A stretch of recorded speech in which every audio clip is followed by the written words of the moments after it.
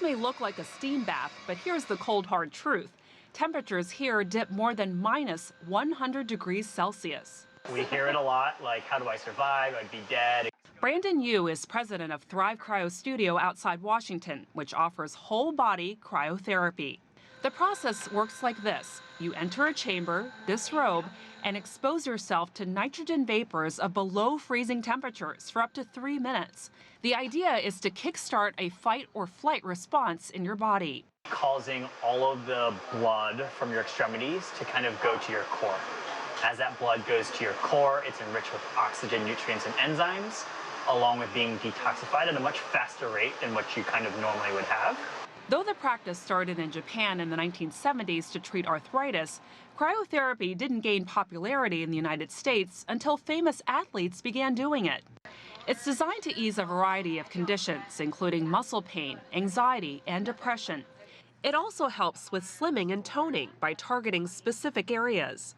So it's 2 minutes of heat, which draws the fat cells to the skin surface level, and then 12 minutes of cold, which then freezes those fat cells and bursts them. Yu says in its 3 years, the studio has given 150,000 treatments and counting.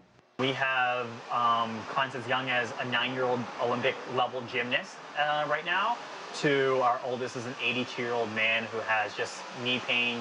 I would rather do this the holistic way. Esther Lazarowitz turned to cryotherapy after contracting Lyme disease, which is spread by ticks. She says the treatments have significantly eased her inflammation and pain. And the more that you do it, the more accustomed to the cold you become, and you feel great.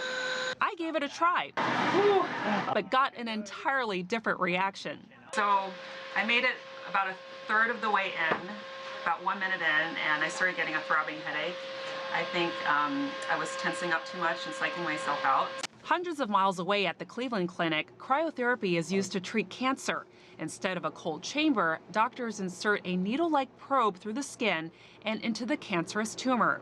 A freezing agent, like liquid nitrogen, is then pumped through the needle and delivered to the area. Cancer cells are sensitive to cold, especially when you get to minus 20 degrees, and in particular when you get around minus 40 degrees.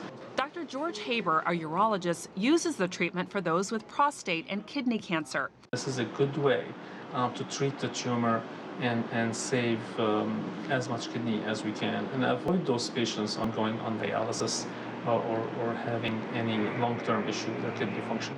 He says the procedure is less invasive than surgery, so ideal for the elderly and those with small masses.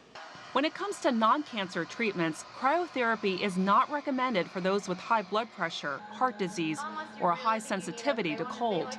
The procedure is not federally regulated, and insurance generally doesn't cover the sessions, which costs $55 each at Thrive Cryo Studio. Okay, get you in. But for the regulars, it's a welcome holistic alternative to pills and other medicines. A certain amount of discomfort will give you strength and courage to try new things. A cold reality that these customers hope more people will warm up to. Frances Coe, CGTN, Rockville, Maryland.